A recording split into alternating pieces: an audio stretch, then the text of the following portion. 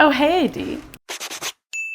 I'm Elena. I live in Marina, San Francisco, and welcome to my entire life.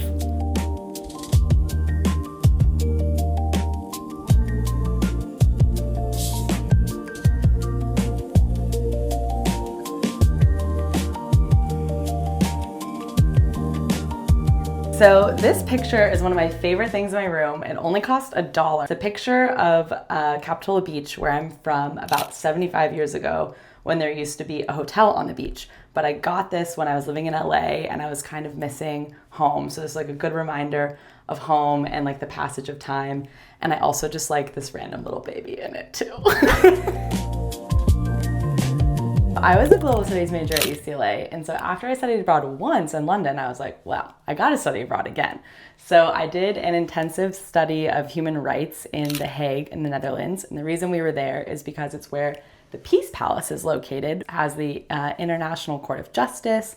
There's also the International Criminal Court, and we got to go watch some court proceedings, and it was just like the coolest immersive learning experience, and I feel so lucky that I got to do it. Nice, Portugal, Cinque Terre, southern Spain, LA, Santa Cruz, the best place, Delft, Florence, New York, Hawaii, Costa Rica, Hawaii, Lake Como, The Hague, Japanese Tea Garden, San Francisco, the best city ever, Montana, Switzerland, Ireland, Netherlands, Barcelona.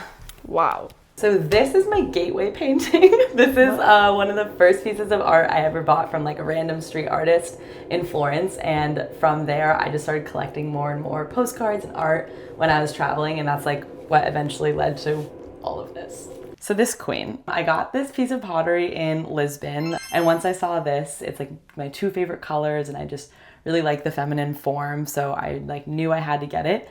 But it does sit directly behind my desk and I work remote. And so sometimes my camera unblurs and you just get like a little nudie lady in the back. And I do think it's really funny. So this painting is one of my favorites, and it's because it's in one of my favorite places back home. It's at like the 38th Pleasure Point surf break, which I could tell when I first looked at it, even though it kind of is a little bit abstract style. And I was like instantly drawn to this painting when I walked in.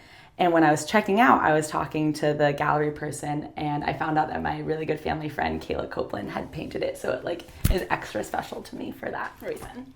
So this is one of my absolute like most special things in my room. It's a business card from my family's restaurant. My great-grandfather started the restaurant during Prohibition. It was actually a speakeasy. And then my grandfather took it over and my uncle took it over, and we don't have it in the family anymore. So it's just like really special to me to have a memento of like my family legacy. So a lot of times after people get over the initial stimulus of my room, they're like, what's up with this Post-it note? And one, it's just a good reminder. It's the first thing I look at in the morning when I wake up. The inspiration for it is I'm really into stand-up comedy, and one of my favorite comedians, Tom Papa, this is a quote from his like most recent special, and it's all about how we put like so much pressure on ourselves these days to like do everything perfect and like track all these things in our life. And at the end of the day, like the one goal, you're succeeding if you just stay alive. So it's a good reminder. This is my ticket from when I went to go see the England versus Northern Ireland women's game at Wembley Stadium. I went with my club soccer team when I was studying in London. And soccer has just always been my favorite way to meet people. It's such a global community. It's such a fun sport. And so in my bag that I got when I was in Australia, I keep my soccer cleats that have not weathered the travel as well as I have. I really have to recommend this book, Cool Grey City of Love. I've been very slowly working my way through it, but I think it's really important to learn about the place that you're living and like get more engaged in the culture you're taking a part of. And this book is a book of San Francisco history told through the story of each neighborhood in San Francisco. And I'm also a big fan because the author set out to walk every single block in San Francisco, and I love to walk. So now when I'm walking through the city, I have like different anecdotes about the history of the city and different events that have happened there, and it's just really cool to me. Do I want to talk about my horse? Ugh, I open myself up for that kind of smoke. Thanks for letting me overshare my life story, but you gotta go because I still have lots more space to fill with collage.